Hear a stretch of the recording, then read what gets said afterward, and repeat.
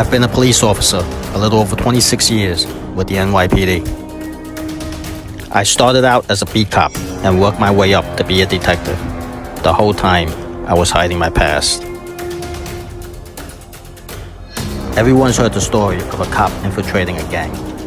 My story was the other way around. The gangster who became a cop.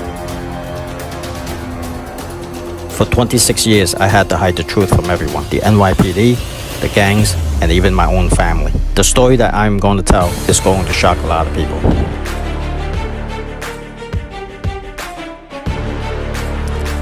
Almost every single neighborhood, you have gangs.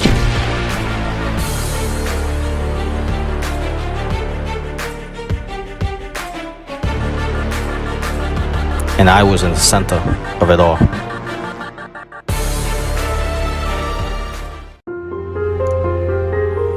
I grew up poor. We didn't have much. We lived 11 to the apartment in Chinatown. Back in those days, if you weren't a gang member, you were vulnerable. I was a victim of bullying, and I chose to join a gang for protection. It was in 1986 when I joined the Phúc Chinh gang. I got in on the ground floor. It was Cambodian Peter, myself, Big Chicken, Carrot Head, and Shorty. We were the original 5 members. We all stick together.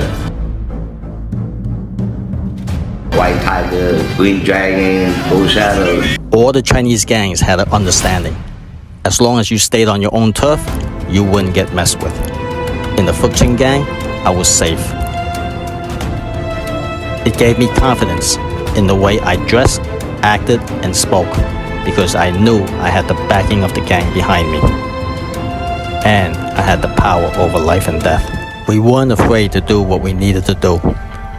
On the street level, to get money, extortion, counterfeit money, credit card fraud, gun running, and the drug business.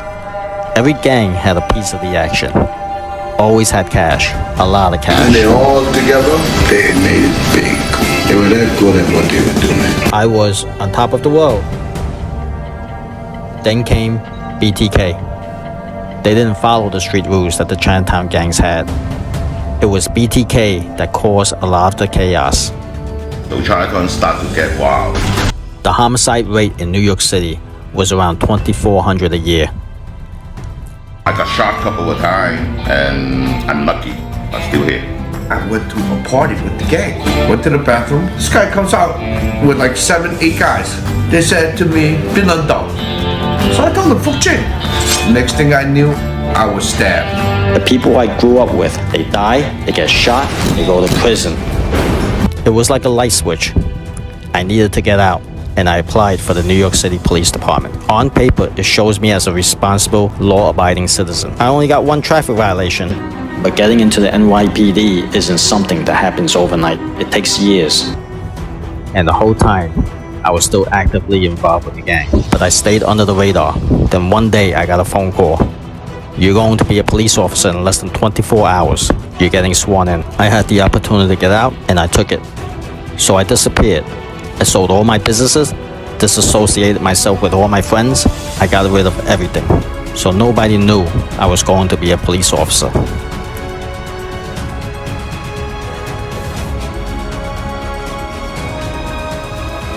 I spent 9 years as a uniformed cop. And when they gave me my beat assignment, I'm working in Chinatown.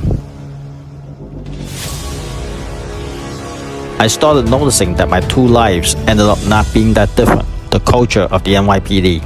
No snitching, no ratting. Just go up and search anyone you want, stop anyone you want.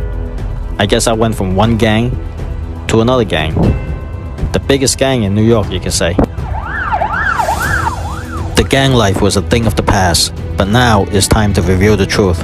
I was able to convince my friends and former gang members, some of the biggest players in New York City's Asian gangs, to come out and share these stories and tell what really happened.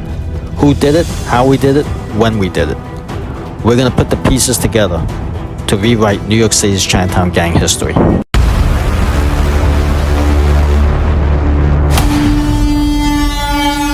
各位網友，呢集呢，我就好榮幸請到阿 Michael 上嚟，就做一系列嘅訪問。就講佢嘅，即係大家都知道啦，我上次講過啦，佢就啱啱出咗本書，咁啊係講佢嘅自傳。咁我而家呢一系列嘅訪問入邊咧，就會問佢關於本書嘅嘢啦，同埋關於佢嘅經歷過嘅嘢啦。如果網友有咩問題想問啲關於 NYPD 啊，或者關於阿 Michael 自己 personal 即係私人嘅嘢啊，都可以喺個 comment 嗰度留言，就話俾我知，我就幫你問阿 Michael。OK， 咁呢集咧就係第一集，就係剛剛開始。咁啊 ，Michael 同啲網友打個招呼先啊。Hello，大家好，Jimmy 哥，多謝晒。OK，咁啊，由佢，我諗睇下先，由佢唔好咁早啦，唔好話幾時嚟到美國嗰啲啊，太沉啦。咁啊，由幾時嚟到美國喺度出世嘅喎？係啊係咯，係喺呢度出世嘅啊。咁啊，由你中學講起啦，即係中學同咩人玩埋一齊，收尾點樣會入到福清講起咧？講呢樣嘢先。咪叫想點咧？嗰陣時咧，我就喺 Mark 街讀書嘅，開頭讀中文嘅，係4歲嗰陣時開始啦。幼稚園我就去 PS 255，我屋企人就搬咗入去 Brooklyn 住。係啊，咁嗰度咧都係得我一個唐人喺度。即係你喺 Brooklyn 讀嗰陣時，得一個唐人，幾多年啊？嗰陣時5年咯。OK，Brooklyn，OK。class 有大概20幾30個人。幼稚園到6年班都係得我一個唐人。哇！咁少唐人 Brooklyn 嗰陣時，成日都俾人恰咯。即係講嗰啲嘢係侮辱中國人嗰啲咯，話你係共產啊、communist 啊，嗰陣時我都唔知 communist 係乜。其實嗰啲細路都唔知喺邊度學翻嚟。係咯，咁細個點會識呢啲啊？咁細個會識嘅？知個 communist 咁樣喺邊度學翻嚟啊？喺父母嗰度或者喺電視啊嗰度學翻嚟。真係嗰個年代仲唔知添，嗰個年代我都好細嘅，我都唔知。又叫我李小龍啊、清倉啊嗰啲咁啦，你知啦。幾叫親嗱嗰個？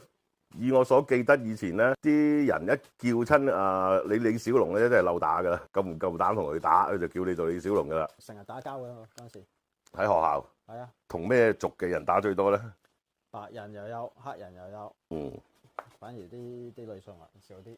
咁啊，點樣開始認識到，即係點講咧？認識到你嘅當時嘅兄弟啦，即係未入會之前，你梗係識咗佢哋先噶嘛？即係我大佬啊 Cambodian Peter 啦。我嗰陣時成日同一個白鬼仔一齊嘅，一齊讀書咧。咁我哋成日都放學咧就去温習啊，去佢屋企啊，或者佢去我屋企咁樣做功課啊。你知道嗰陣時Kings Highway 咧 Avenue U 咧都有班白鬼仔，成日都係搞事嘅。咁我哋咧就嗰陣時咧就中意讀書啊，咁即係嗰啲比較 nerdy 啲咯。即係比較靚啲咯，土啲啦，比較係咯，比較靚啲啦，老土啲啦。試過一次，成班白鬼仔喺部車衝埋嚟追住我哋兩個，咁我哋跑都跑唔切。就喺 Kings Highway，喺個 Flatbush Avenue，我記得我哋嗰時搭巴士去睇電影，去嗰個 Kings Park 嗰個 mall 啊。去睇電影啊。咁嗰時都夜晚啦，成10點啦，咁喺度等緊巴士嗰陣時，有部車衝埋嚟。咁成班白鬼仔落車，揸住嗰啲 baseball bat 嗰啲棍追住我哋。咁你識唔識呢班白鬼嘅咧？唔識啊！唔識嘅。我就知道佢哋。佢無端白事，支架車埋嚟，跟住攬架餐落嚟就喐你哋啦。一個唐人仔一齊同一個白鬼仔一齊咁啊！即刻走甩咗。啲車係向嗰個方向咧，我哋就走第二個方向，係啦係啦。咁啊走甩咗，如果走唔甩就唔知點啦。佢哋成班白鬼仔追住呢啲黑鬼嚟打。又係喺嗰度，係啊，嗰度上一步俾人打到傷咗入咗醫院，唔知有冇死啊？好似或者好就係你嗰件事發生之前冇幾耐，應該死咗一個，我唔記得啦，就係呢一班人咯。咁呢一班人咧就係叫做 Kings Highway Boy 啦。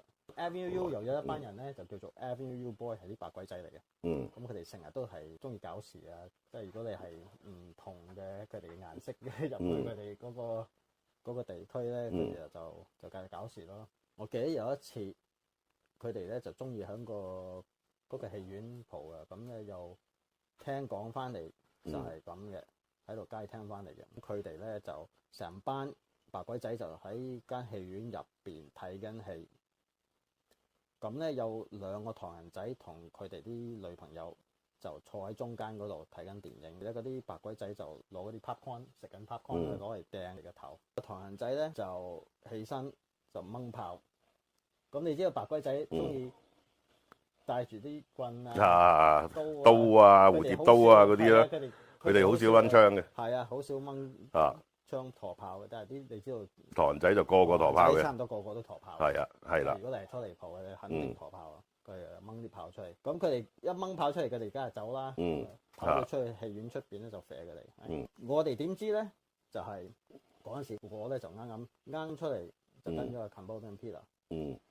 咁呢樣嘢我就喺 Cambodian Peter 嗰度聽翻嚟嘅。嗰班白鬼仔咧就係話係我哋呢班做嘅。話係福清。係啦，佢哋懷疑係我哋，因為我哋成日喺嗰個區東16街嗰個 Kelly Park 嗰度。我哋走去問嗰班鬼影啊，或者係識得嗰啲啊，係咪佢哋做？佢哋話唔係佢哋，咁有可能係嗰班青龍啊 Green Dragon。之後隔多個禮拜，嗰班人咧就翻嚟揸部車經過 Kings Highway，就響炮，就響到個白鬼仔。唔係，你講邊班人？嗰班白鬼啊，定係嗰班唐人？唐人翻嚟。係啦，佢哋咧就翻嚟。落翻 Kings Highway。落翻 Kings Highway就掹炮咧，就部車經過，見到嗰班白鬼仔掹炮響翻佢哋。響佢哋。又響佢哋。中咗一炮喺隻腳度。咁而家佢哋又就懷疑係我哋啦。而家佢哋又即係追住我哋嚟報仇。其實都唔係我哋根本都唔知係邊一班。咁咧飛龍都唔會過嚟 Brooklyn 啦。間唔中啲東安過嚟 Brooklyn。嗰陣時做緊咩戲啊？我唔記得。嗰陣時係1986年啊，嗰陣時。做緊咩戲啊？電視我都冇去睇戲。你講邊出戲我先諗到有冇入過去 Brooklyn 睇戲？有可能，但有可能係青龍啦。我哋覺得係因為青龍好少入 Brooklyn。青龍嗰班全部都唔講英文嘅，點會睇西片咧？除咗我哋或者龍記最大機會。咁佢哋揾我哋報仇啦。咁佢哋見到係大雞，咁啊揼咗佢一鑊好金嘅。都係拳頭啫。都係拳頭，嗰啲白鬼仔都係用拳頭嚟打嘅。我記得嗰陣時打到佢真係認唔到佢，好傷，好傷啊！嗰時真係豬頭咁樣，你打到真係好冤枉咯，係咪？呢一場仗都唔係我哋教出嚟嘅。咁後尾 Cambodian Peter 又撞到嗰班人，佢同阿大雞即係過咗一排，咁撞到佢哋喺即係我本書嗰度講啦。咁後尾佢又走去喐翻佢哋，佢哋係咁啱得咁巧就係撞到佢哋喺街度咯。佢哋又當時佢又冇陀炮，係啊，淨得佢哋兩個，佢哋4個，兩個。Cambodian Peter 大雞咁就喐佢哋4個。Cambodian Peter 真係好大膽，真係好夠薑。咁樣有冇打到啊？所以咁多人跟佢就咁，你咪打佢哋4個，打到佢哋走咯。後尾佢哋又翻嚟又搞事，咁我哋其中一個本書都有講啦，到時你睇本書啦。咁冧咗一條友。嗰白鬼仔嗰班，咁咪踎咗20幾年啦。之後咧，嗰啲白鬼仔就冇嘢我哋啦。因為嗰個年代咧，好少即係外族嘅幫派會走嚟搞中國人嘅幫派，因為佢哋知道我哋個個都係陀炮嘅，一有咩事就掹炮噶啦，所以就唐街就一定冇嘅。OK， 唐街嗰陣時就一定冇嘅。有個問題想問你好耐噶啦，福清80幾年嗰時，以我所知，啱啱起嗰陣時。係唐街嗰班阿奇佢哋啊，係全部福州人噶嘛？咁點解 Peter 會係福清嘅咧？我都唔明。佢又唔識講中文，但係福清嗰班全部唔識講英文嘅喎。嗰本書都有講啊，呢樣嘢。係咯，屌我真係心諗，屌喂福清嗰班全部唔識講英文，唔識講廣東話。你知唔知上報嗰啲咧？都係大部分都係我哋嗰班。即係唔多唔少都係我哋嗰班。即係除咗阿奇啊，佢細佬啊。其實嗰單嘢咧，其他全部福清嗰啲出邊做嘅嘢咧，都唔係福州人做嘅，都係我哋嗰班。所以我咪覺得奇怪咯。Peter 好多人跟佢嘅。係咯，我咪覺得奇怪，點解會 Peter 會點解響福清朵嘅？嗰啲金邊人。就算你俾我嗰陣時喺街，仲喺街度，我見到佢，我逗佢。如果佢話福清，我都唔信。係啦。你一個唔識講中文，淨係識講英文。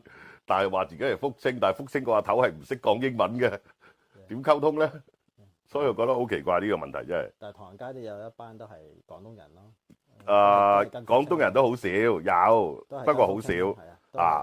係大部分90%啊，應該係90%都係福州人。你都知啦，嗰陣時都唔係話好多福州人。開頭嗰陣時，80幾年嗰時都唔係好多。咁啊，Peter 係應該仲早過阿奇㗎咯喎。Peter 係啊，早嗰陣時早過阿奇嘅係啊，嗰陣時之前嘅邊個係啦？阿泰、阿坡佢哋嘅，阿泰、阿坡咁係啦，阿泰死咗嗰陣啊時，俾人冧咗嗰陣時，咁啊，阿 Peter 先講，坡又走咗啦，咁係啊，啊。坡走咗，咁 Peter 講，而家我哋嘅大佬係阿奇啦。但係佢同阿奇點溝通？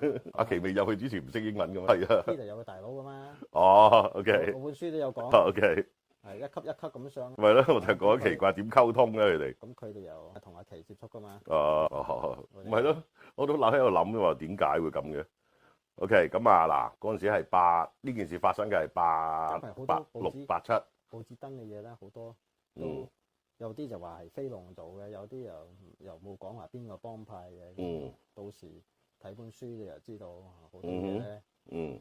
報紙都係寫錯嘅。係啊，因為好多福清嘅嘢我哋都唔知，我哋淨係知道唐人街發生嗰啲，出邊外圍嗰啲。總之，因為後期係點樣講啊？係太多福州仔出嚟玩，一班湧出嚟，個個都講福州話，我哋就當佢係福清㗎啦。但係好多其實唔係，其實有啲青龍啊，有啲第二班啊，咁啊撈埋一齊就話晒，個個話晒佢哋係福清，其實好多都唔係，我知道。我哋又唔理佢哋啲嘢嘅，唔知你唔好落唐人街就得㗎啦嗰陣時。咁嗰陣時係86、87年，就係你啱出嚟行啦。你一出嚟行就冇翻學。86年啦，86年啦。你有繼續翻學嘅嗰陣時仲有。12年班啊，嗰時係都先一耶。12年班即係香港嘅預科，係啊，預科，仲一路有翻學。嗰3年響 high school，我啲成績都係幾好。所以咧，我最後嗰年咧，我唔翻我都可以畢到業嘅。嚇？你都要 exam 㗎？你要考試㗎？我考試嗰個 region，即係 high school 啦。係啦，我知啊。我 region diploma 我都攞到啊，我啲成績都好好。所以咧，我最後嗰年我淨係去考個 region，我都攞咗，都 pass 咗，我都攞咗 honors。哦，唔怪得啦，即係考個攞到個 region diploma，你最少85分，平均80。係咯，即係預科畢業啦，香港叫做預科畢業咯。都先攞到個 region diploma，嗰度我都攞到。因為好少噶嘛，個個出嚟行之後，跟住就冇翻學㗎啦。我中意讀書啊嘛，咁我9年、10年、11年班嗰陣時，我啲成績好。咁我12年班我都好少翻學，我都畢到業。跟住畢咗業之後做咩？嗰陣時係幾多年啊？考到入去大學。我即刻考，考大學嘅，我知嚇。咁我都有讀大學。但係讀唔成。讀咗1年、2年啊？嗰陣時。讀咗3年。讀咗3年，仲爭年畢業咯喎。讀3年幾啊？3年幾？咪咯，仲爭少少畢業咯喎，咁都唔讀埋佢。嗰陣時冇讀，都同佢哋成日一齊玩都冇變咗。就拋晒成個身出嚟。成日都同佢哋一齊玩咯。咁你嗰陣時點揾錢咧？同佢哋一齊。嗰陣時我都有開生意嘅，係啊。咪咯，你都要有錢有成本先開得生意㗎。咪咯，因為以我所知，福清喺卜倫又冇屌收保護費啊，嗰啲冇㗎嘛。係啊，少咯。嗰陣時咧我就賣緊啲大麻。啲大麻就喺黑鬼嗰度攞翻嚟嘅，嗰啲 Jamaican。你知道嗰陣時咧，大麻都係 Jamaican 㗎，Jamaica 嗰啲先係屬於好，唔係話而家好似依家通街都係。咁啲槍咧，我就喺嗰啲 American Black 啲黑人喺第二個州運過嚟俾我，同埋嗰啲假銀紙咧就係啲 Israeli 賣俾我，嗰啲假銀紙喺嗰度攞翻嚟嘅。鋪頭咧個 basement 我攞嚟做賭館，就開 car service 啦。嗰陣時我開準時係咯 car service。我識你嗰陣時咧就係嗰度揾到錢，我就開波樓。波樓都有20張波台，6000尺。哇，好大咯！哇，你嗰時波樓喺邊我都唔記得咗添。喺 Brooklyn College 對面 ，Flatbush and Nostrand Avenue。OK。嗰度都幾旺。但係可惜入邊成日響炮咯。係咩？係。幾多次啊？係幾次啊？係幾次都係。唔係唐人嘅，嗰頭都唔係唐人區，因為。即係黑人。係啦。係咧。啲黑人入嚟搞事，我哋啲人響㗎咯，真係好亂咯。咁做生意做咗幾耐？唔係咁易做，我哋喺嗰度咧就凡都有啊。黑人女唐人。嗰度係啊，嗰度。唐人啊。嗰度唔係咁集中唐人嘅。係啊，但係啲唐人就唔會入嚟我哋嗰度搞事嘅。啲黑人入嚟搞事咧就要掹炮啦，如果唔係佢哋就作反。係啊，佢哋。因為嗰區都係屬於佢哋個區啦，一落街全部睇啲顏色，全部黑色嘅。出入係要小心咯，所以我啲炮咧成日都係我揸住啲300左輪，一定放喺我袋度。你都唔會有時間掹出嚟㗎，所以我成日都放喺個袋咁樣揸住行街。啊！以前啲咁嘅區就係咁噶啦。係啊，如果你出嚟打劫咧，出嚟打劫揾食咧，你就好留意個人嘅手喺邊度。如果我嘅手喺個袋咁樣喺個袋咧，啊，你都有啲咪咁夾埋咯，咁樣嗰啲，一睇嗰啲咁樣嗰啲就知嘅。係啊，如果你係冇經驗出嚟打劫嗰啲就好易領嘢咯。開咗幾耐啊？我成日都有2-3個人一齊出入。波樓開到4-5點，閂門嗰時咧，我哋你日日喺嗰度啊？日日都開頭嗰時啫。唔係，係咩？一路開住一日喺度啊？佢日日喺度扯大馬啊、練炮啊，我哋閂咗門咧，開咗個 jukebox 出嚟，練炮喺入邊練炮。咁嗰間加埋佢嗰度晚晚都賭錢嘅喺入邊。哦，咁啊，通常都係嘅啦。有陣時都漏到天光都唔翻屋企。天光咁。通常呢啲地方都係咁嘅啦。我哋入邊有個 office，佢哋喺度賭錢。深俾你嗰度好似係就咁接咗定係賣咗俾你㗎？接咗。就咁接咗啊！嗰啲台 auction 咗俾人，因為嗰時咧嗰陣時啱啱 call 我入去當差啊，嗰陣時冇人知道我入，咁啊 auction 咗佢，接咗佢。哦，嘥晒，咪成個場賣咗佢都可以賣翻錢。都可以，但冇咁嘅時間。波樓嗰陣時，你好似開咗 gift shop 啦，係咪啊？開咗啊！我有3間 gift shop，一間波樓同埋嗰間 car service 啦。係咯 ，car service 我知啊，你識我嗰陣時仲有喺度噶嘛。係啊。gift shop 仲有喺度噶嘛。car service 我就賣咗，咁其他嗰啲咧就咁接咗。嗰啲貨咧我就攞翻嚟，咁有啲咧個 list 嗰個批咧嗰個批我就賣咗咯。個3間喎 gift shop。係啊。嚇賣咗就咁賣咗個批，都幾好生意喎！我記得嗰陣時都。波樓講 gross 唔係講 net 啊。gross 18,000到25,000，即係生意額。生意額就係咯，18,000到25,000。唔係咯，嗰個年代好好㗎啦。其他嗰啲都係20,000蚊一個月。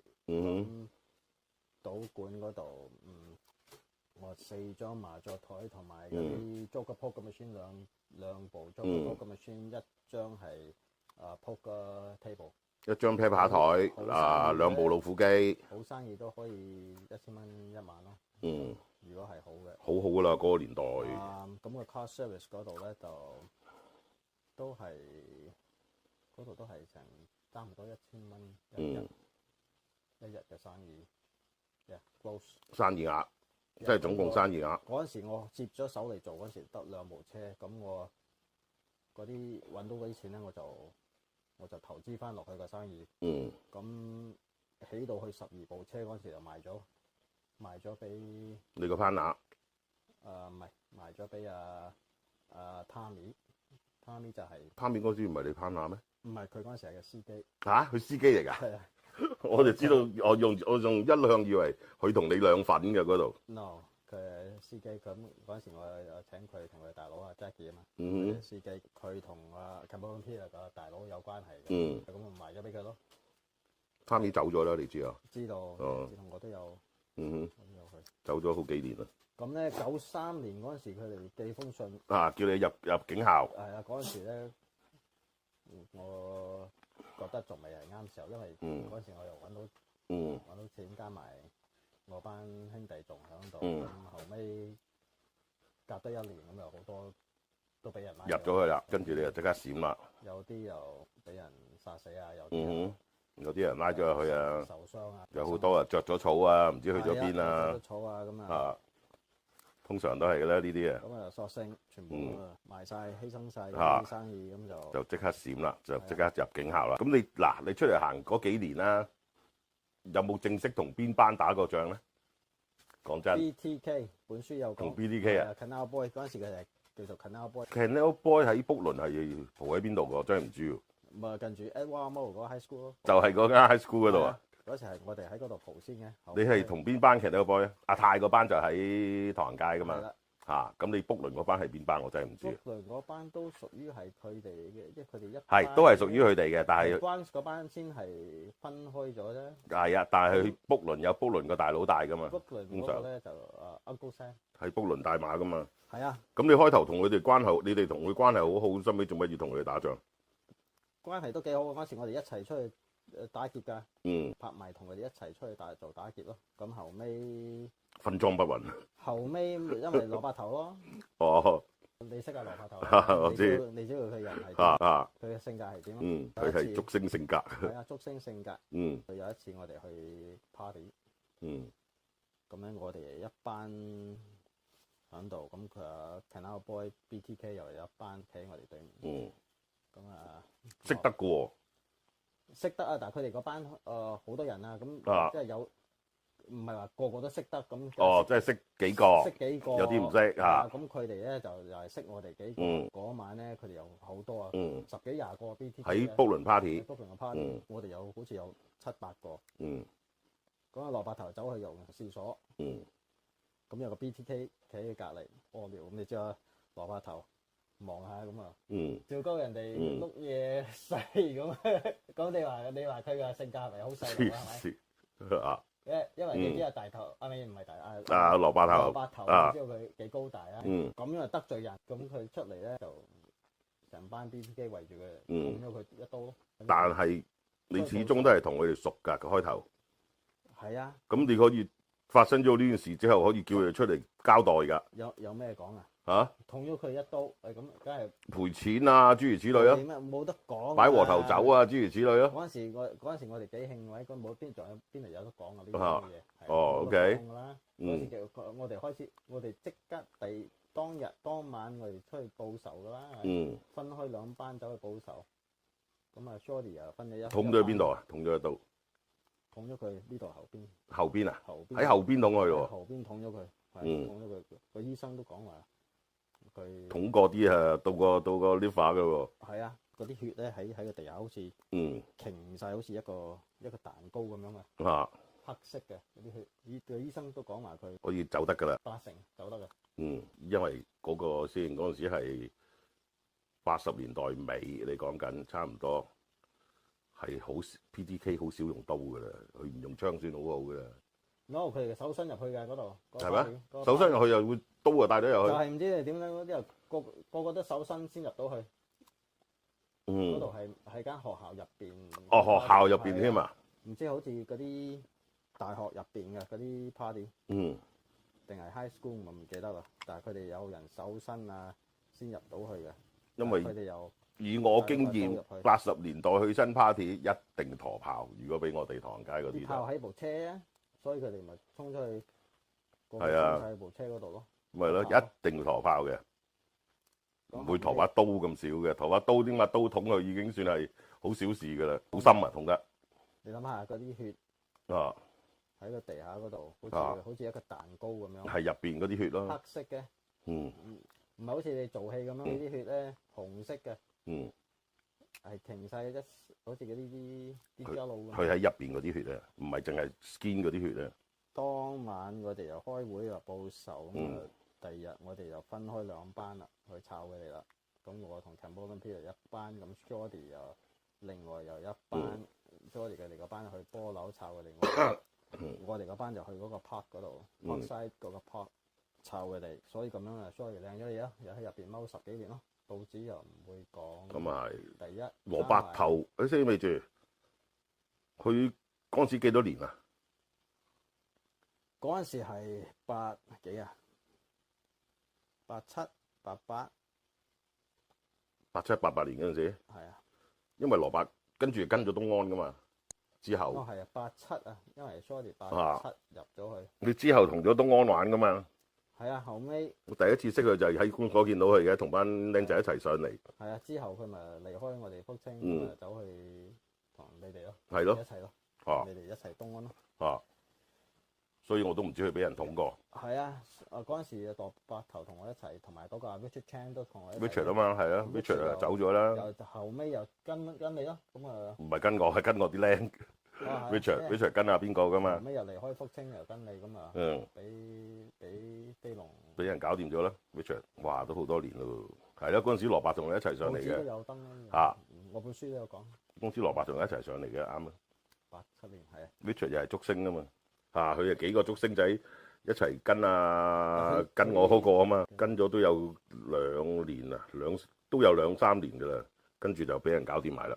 佢話跟住福清揾唔到錢咁啊我過去啊同你東安一齊啊，咁我同佢，我記得同佢講過話，嗯，東安揾到錢，佢哋東安嚟嗰時揾到錢，，但係你有小心，但係好危險，係啊，好危險，係咯，佢哋又飛龍又走去係咯，同佢哋打緊仗，咁你又啊要，Richard 落嚟嗰時，小心啲收尾揾到錢都係，不過唔夠經驗啫，大意啦，俾人響嗰鑊就係佢哋始終係差啲經驗。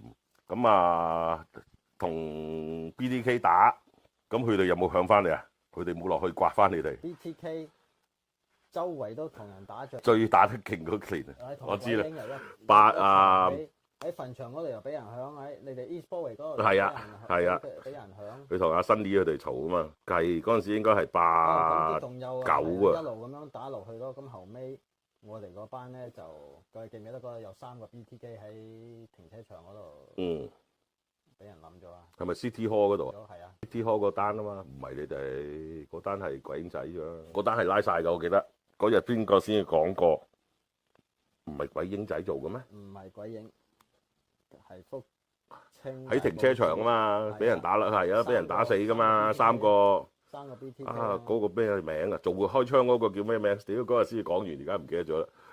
Anyway，OK，嗰個叫做阿 David、阿 Peter 同 Tommy 3個人，啊，我哋都拉晒。都係同我哋一齊嘅，都拉晒。哦冇紙冇燈係福清啊嘛。哦，係咯，嗰日啊，其實唔嗰日先講起呢單嘢，佢仲話嗰陣時啊幾多年啊係最紅啊！咁我唔知係咪佢哋咧走落去，有91年，走落去唔知問下邊個問邊個借炮噶嘛嗰鑊嘢，點知借咗就冇得翻嚟啦！我記得嗰日傾偈先講過，我知你講邊單啦，嗰日先講完，因為係啊停車場啊嘛，3個啊嘛，停車場3個 BTK 俾人冧咗，咁咧就係我3個就係我哋嗰啲人，嗯就差佬拉咗，咁咧係咪佢哋做咧？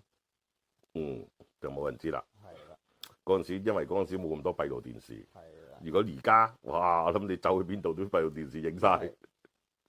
佢哋咧就攞條蛇嚟嚇嗰個 David，嗯，認咗條罪，咁都得因為佢怕蛇嘛。嗰陣時啊，嗰啲差佬攞條蛇出嚟嚇係咩？嚇佢啊嘛，咁都得，嚇佢認咗條罪。揾條蛇翻嚟仲要，咁你諗下啦，你嗰陣時又冇閉路電視，嗯又冇 DNA，係咯，證人又個停車場又咁黑，嗯入邊又咁黑，邊個做到證人咧？一個好嘅證人。拉3個嗰鑊我就唔知，嗰日傾偈又講起，淨係知道拉咗1個。 3個有2個而家仲撈緊。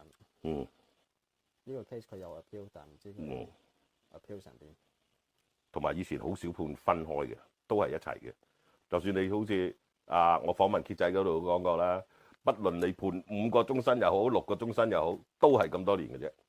嗰陣時就係咁嘅，而家都仲係咁。但係可以佢話即係判嗰陣時可以話分期執行，但係你錯到26年咧，就一定要俾你見 board 嘅，咁樣嘅。咁俾唔俾你出嚟就佢哋嘅事啦。不過通常都俾嘅，因為佢唔會養，真係唔會養你喺入邊養你成世嘅。係啊，一定會差唔多咁上下喺度放你出嚟嘅啦。如果特別係你身體唔好添。OK，咁嗰件事之後啦，你身邊嗰啲衰得就衰，走得就走，有啲俾人冧咗，跟住你決定唔玩啦，就去入警校啦。咁入警校又發生咩事啊？入警校我識你啦，嗰陣時開始。哦，我記得嗰陣時我哋都住埋一齊。係咯。係咯。有人響炮喺個廳嗰度。係咯。子彈窿。第一日我仲第一日搬入去。第一日我搬入去。哇！個廳都響3槍入嚟㗎。屌！我心諗仲話唔係啊，咁快有親家知我住喺度，啱啱搬入去㗎喎。幾搞笑啊！咁咪咯。嗰時真係 New York 好亂啊。係啊，尤其是我住嗰度添啦。晚晚都差唔多1個禮拜聽唔到槍聲好，嗰晚啊真係好唔正常噶啦，正常一定聽到槍聲嘅。嗰陣時我啲嘢都搬晒入去啦。嗯你一齊住嘅嗰陣時，分分鐘坐喺個廳睇電視，啲子彈係咁飛入嚟嗰啲。咁又唔會留喺地下射到上嚟，粒子彈向上嘅啫，唔會打向下嘅。屌天台射入嚟咩？OK 嗱，考警校啦，入你唔係就考到嗰陣時，你唔係即刻入噶嘛？我記得你係考到咗，仲等咗2年。係啊，等咗2年，等咗幾年啊，好似佢再即係警校再通知你嚟唔嚟？跟住你第一次通知你嗰時咧，你冇去到，跟住再第2次你先去啊嘛。我去都唔係話100%入得到㗎啦。係啊，你仲要經過佢入邊嗰啲噶嘛。係啊，仲要訓練9個月先可以畢業出嚟。你又好彩喎，出嚟幾年未遇拉過，冇案底。好多次都爭啲俾人拉，我啲抽停咗我幾次喺本書都有寫，幾次都有嘢喺身上。我有個僆仔啊，收尾又係開頭跟我，跟住之後冇出嚟玩，先走去考差佬。佢淨係衰過一鑊，唔知乜嘢揸車用個泊車證，唔知邊個俾個泊車證佢，用個泊車證，咁樣唔俾佢入，嬲到佢啊！淨係為咗咁小事啫，就唔俾佢入。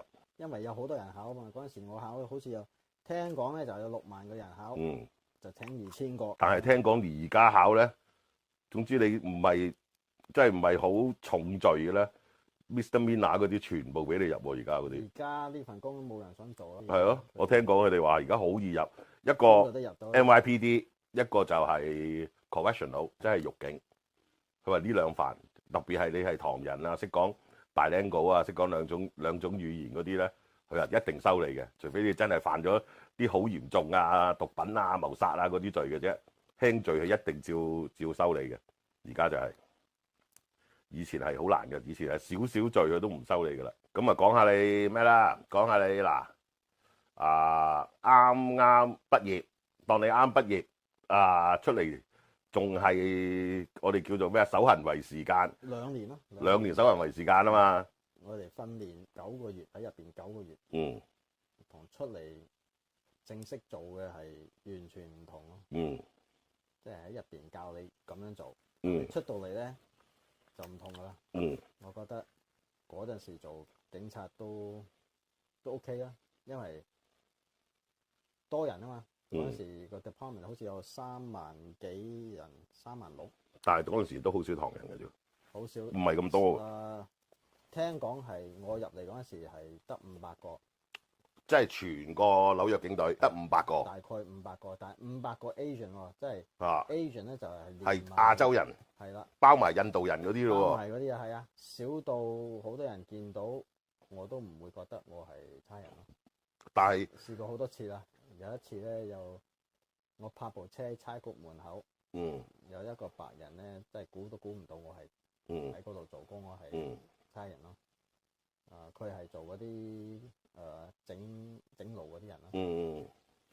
仲喺度話我，你唔可以泊車度，係啦，你唔可以泊部車度啊，會俾人抄牌嘅。佢嘅態度咧，恰我唐人，叫你喐部車，我喐部車，即係你阻住佢個位。我唔係，其實我都唔係阻住佢，都冇阻住佢。佢整路唔係整嗰橛。係啊，都唔係整，佢喺對面街。OK。屎忽痕嘅，叫我喐部車就喐咩？咁我話邊個抄我牌啊？佢話啲抄都會抄你牌啊嘛。我話呢度淨係得我一個抄牌啊！我問佢：你部車泊咗喺邊啊？我問佢：你部車泊咗喺邊啊 ？OK， 呢度係呢個範圍係得我一個抄牌嘅。咁佢就冇聲出咯。一定估唔到嘅，佢哋好多都估唔到嘅。我喺 Staten Island 俾啲抽停咗，你知道 Staten Island 更加冇唐人啦。全部白鬼。仲問我 What are you doing around this neck of the woods？你話係咪好串啊？佢咁樣嚟問我，即係話你喺嗰度做乜嘢呢個時候？即係點講咧？即係個意思係你唔應該喺呢個。係咯。你呢一種人唔應該喺呢個區咁樣。咁嘅意思啊。所以停你車，你記唔記得我住喺唐人街同你？哦 OK。嗱，記唔記得嗰次啊？佢話邊個停咗我都唔知。你落嚟揾我，跟住嗰陣時我喺怡東做緊工。係啦。跟住你落嚟揾我，我話去買嘢食啦，去買啲 lunch 食啊。咁啊，同你行過去 Elgin 街間餐館度買嘢食。行到啱啱街口，幾架警車衝埋嚟，圍住我，跟住指住你，跟住阿 David Chi 嗰陣時5分局嗰個嗰陣時係咩啊 Lieutenant 阿 David Chi 衝落嚟，跟住即刻第一句叫我行開，我話做乜嘢？佢話你行開先，David Chi叫我知唔知行開先？咁叫我行開，跟住我話做乜嘢？跟住個個即刻走埋嚟撳你落地下。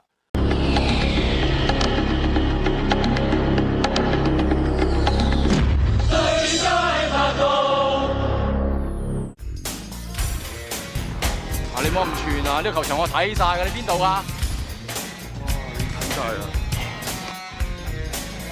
我唔串啊，僆仔！串你唔起啊？你咪大我，而家你大佬邊個啊？